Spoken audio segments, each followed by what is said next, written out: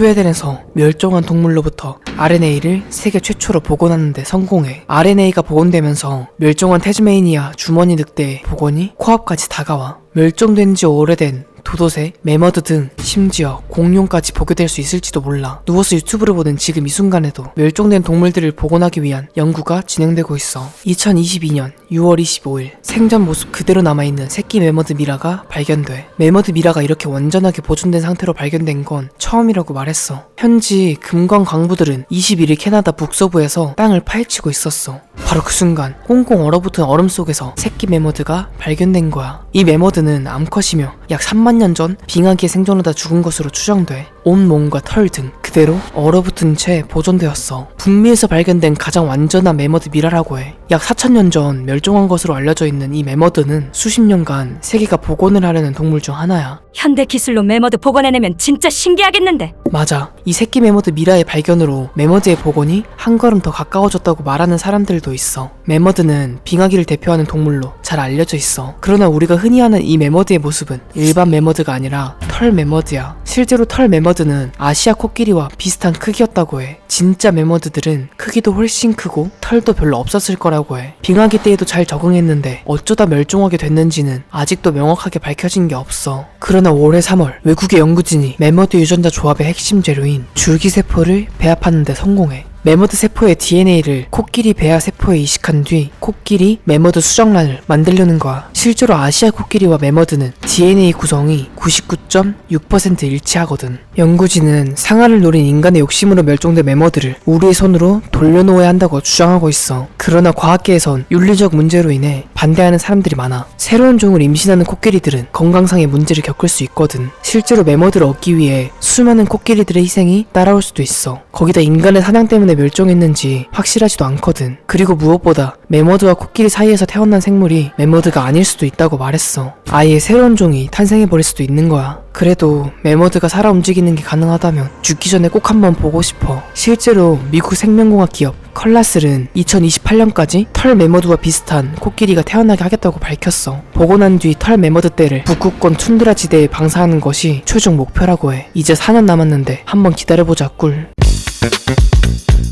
호랑이의 무늬와 늑대 얼굴, 악어의 입, 캥거루의 주머니까지 가지고 있는 동물이 있었어. 바로 타이라신이야. 틸라신, 태즈메이니아 늑대, 태즈메이니아 호랑이, 주머니 늑대라고도 불려. 이 주머니 늑대는 환경 변화와 인류에 의해 태즈메이니아 섬에만 살고 있었어. 그들은 인간에게 별 피해를 끼치지 않았어. 그러나 주머니 늑대가 양을 해친다는 누명을 뒤집어 쓰게 돼. 누군가 의도적으로 거짓 정보를 유포시킨 거야. 그렇게 주머니 늑대는 사냥당하고 생포돼. 주머니 늑대를 멸종시킨 건 아무런 이득도 없는 의도적 멸종 사업이었어. 뒤늦게 인간들이 동물원에서 번식 시도를 했지만 모두 실패하게 돼. 결국 1936년 마지막 남은 주머니 늑대가 폐사하며 멸종하게 돼. 이 영상은 마지막 주머니 늑대의 영상을 최근에 컬러화시킨 영상이야. 늑대를 닮았으면서도 주머니와 호랑이 무늬가 있어서 굉장히 개성있는 외형을 하고 있어. 더 놀라운 건 이렇게 입을 크게 벌릴 수 있었는데 그 모습이 마치 뱀이나 악어와 비슷했다고 해. 심지어 두 다리로 일어서서 캥거루처럼 뛰어다니는 경우도 있었어. 최근에 아직 살아있다는 목격담이 이어져 오고 있지만 정확한 근거는 없어. 공식적으로 멸종된 동물이기도 하고.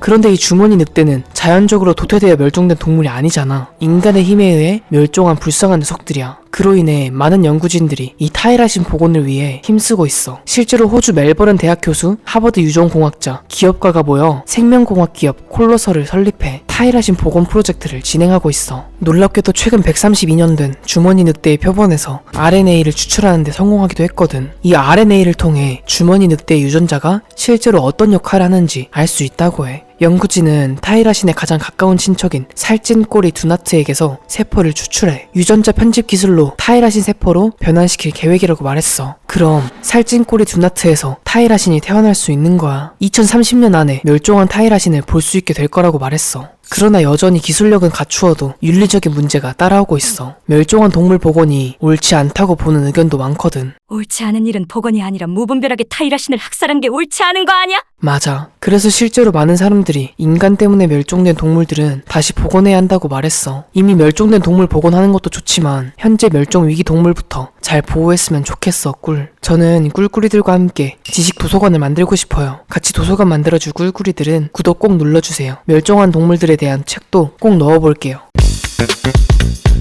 영화 아이스 에이지에도 등장했던 이 동물은 스밀로돈이야. 이름의 뜻은 양날의 칼 이빨로 크고 긴 송곳니에서 유래됐어. 신생대 플라이스토스 전기부터 홀로세 전기까지 살았던 검치호 중 대표적인 녀석이 바로 이 스밀로돈이야. 검치호 호랑이 하면 대부분 이 녀석을 떠올려. 이 큰 송곳니 덕분에 멸종했는데도 불구하고 인기가 정말 많아. 그런데 사실 이 송곳니만으론 원래의 모습을 정확히 알 수 없어. 이 사진 한번 봐봐. 이게 어떤 동물의 두개골인지 한번 맞춰봐.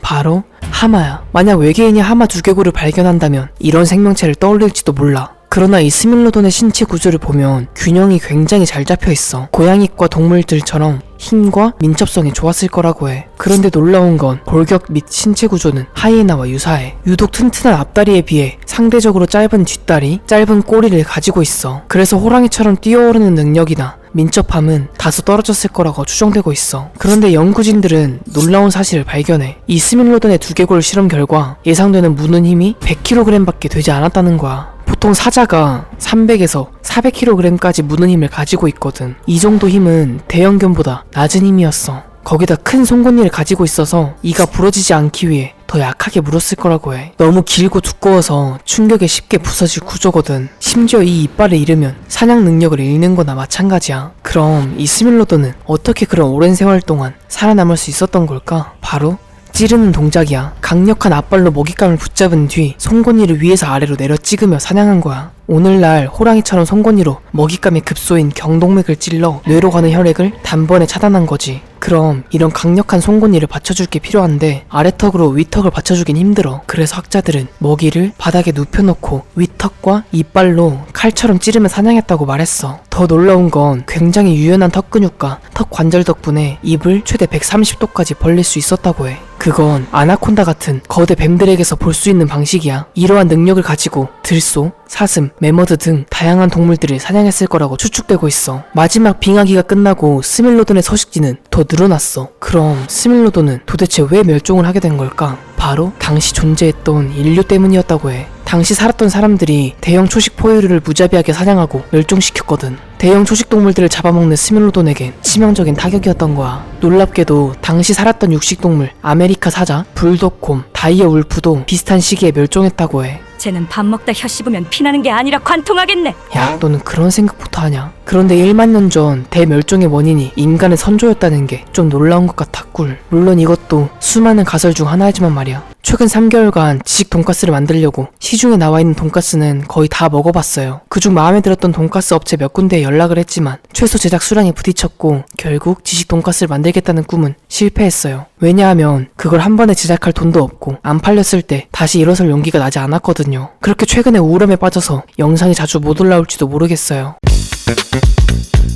모리셔스 섬에 서식하고 일반 닭보다 10배 정도 컸던 이 새는 도도새야. 이 새는 날개가 있음에도 날지 못했어. 아니, 애초에 날 필요가 없었어. 그들이 사는 모리셔스 섬에는 그들을 위협할 천적이 없었거든. 그런데 어느 날 유럽의 선원들이 모리셔스 섬에 정착하게 돼.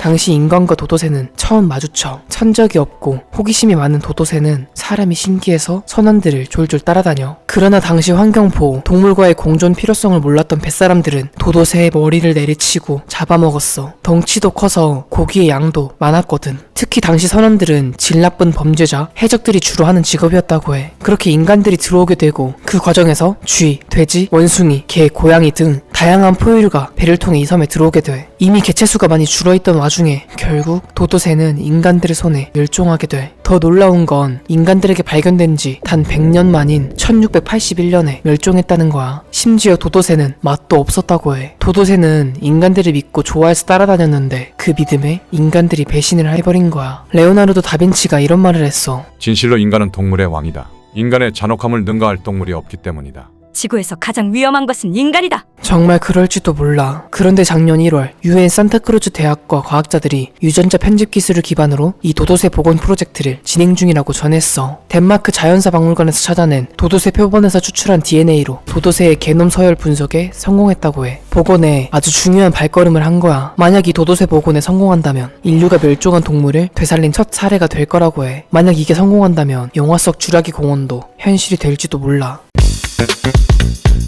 몸 길이 6m 정도의 코끼리 같은 몸과 넓은 주걱턱을 가진 이 동물은 플라티멜로돈이야. 마치 AI가 잘못 그린 코끼리같이 생겼어. 저 넓은 주걱턱으로 늪이나 연못에 들어가 수생식물을 건져 먹었을 거라고 추정하고 있어. 거기다 코끼리처럼 기다랗고 유연한 코를 가졌다고 해. 코끼리가 아니라 이끼리 아니야? 몸통까진 코끼리 같은데 턱은 일반 코끼리랑 달라. 이 플라티벨로돈은 아프리카 유라시아 대륙 북아메리카에 서식했어. 넓은 턱 끝에는 평평한 이빨을 가지고 있는데 이 이빨로 나무의 줄기를 끊어먹거나 땅을 파기도 했다고 해. 너무 신기하게 생기지 않았어? 이 플라티벨로돈의 복원들을 보고 떠오른 동물이 있었어. 바로 긴 코를 가진 메기야, 테이퍼라고도 불려. 이 동물은 멧돼지나 코뿔소와 비슷한 체형의 코끼리 같은 머리를 하고 있어. 지금도 말레이시아, 인도네시아, 태국, 동남아시아 등 다양한 국적에서 볼 수 있어. 꼭 이 맥과 비슷한 것 같아. 은근 나랑도 닮았다 꿀.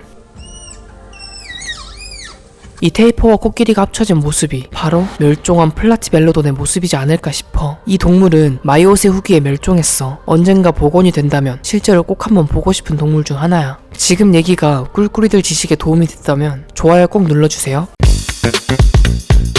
지금 보고 있는 이 작고 귀여운 새는 스티븐스 섬에 살았던 굴뚝새야. 이 새는 생태계 역사 속에서 굉장히 희귀한 새였어. 도도새와 마찬가지로 날지 못하는 새였어. 무서운 포식자도 존재하지 않고 먹이도 풍부해서 날개가 퇴화해버린 거야. 통통 뛰어다니며 이 굴뚝새들은 평화롭게 살아가고 있었어. 그런데 어느 날 이 섬에 등대가 지어지게 돼. 그럼 등대를 관리할 등대지기가 필요하잖아. 문제는 그 등대지기가 자신의 고양이를 함께 데리고 섬에 들어온 거야. 그 고양이는 자유롭게 섬을 돌아다니며 무언가를 하나씩 물어왔어. 굉장히 특이한 무늬를 가진 새였어. 등대지기도 처음엔 그냥 고양이가 참새 같은 새를 물어오는 줄 알았다고 해. 그런데 처음 보는 종류의 새인 걸 깨달은 등대지기는 곧바로 표본을 만들어 영국 조류학자에게 보냈어. 놀랍게도 조류학자들은 모두 모여 이 새는 이미 멸종된 상태라 화석으로만 볼 수 있는 새라고 말했어. 멸종한 줄 알았던 굴뚝새가 이 작은 스티븐스 섬에 정착해 살고 있었던 거야. 학자들은 곧바로 섬에 전문가들을 투입시켜. 그런데 충격적이게도 전문가들이 오는 동안 섬에 있던 스티븐스 굴뚝새들은 이미 멸종하고 말아. 날지 못하는 굴뚝새들에게 고양이는 그저 장난감에 불과했거든. 한 종족도 아니고 단 한 마리에 의해 멸종하게 된 거야. 애초에 그 섬엔 굴뚝새의 개체수도 많지 않았거든. 외래종이 이래서 무섭다 꿀. 맞아. 이 사건으로 인간이 멋모르고 데려온 외래종이 생태계에 어떤 영향을 끼치는지 명확히 보여줬어. 이후 각 해양부서에서는 등대지기에게 웬만하면 고양이를 들이지 않도록 말했다고 해. 고양이가 스티븐스 굴뚝새를 멸종시켰지만 결국 고양이를 데려온 건 인간이니까. 실제로 2015년 호주 연구진이 발표한 논문에 따르면 호주 고유의 포유동물 가운데 11%가 멸종됐는데 그 가운데 상당수가 유럽인들이 데려온 고양이, 붉은 여우 때문이었다고 해. 실제로 국내에서도 야생 고양이 수가 늘면서 철새들이 줄어드는 것에 대한 우려가 제시된 적이 있어. 오늘은 멸종한 동물들에 대해 알아봤어요. 반응이 좋으면 다음엔 털코뿔소, 메갈로돈, 여행 비둘기 등 다양한 멸종된 동물들도 알려드릴게요 꿀. 2014년 5월 22일 커뮤니티에 댓글 남겨주신 용님 지식 한 줄 감사합니다. 이 지식은 나중에 도서관 벽면에 꼭 넣어드릴게요.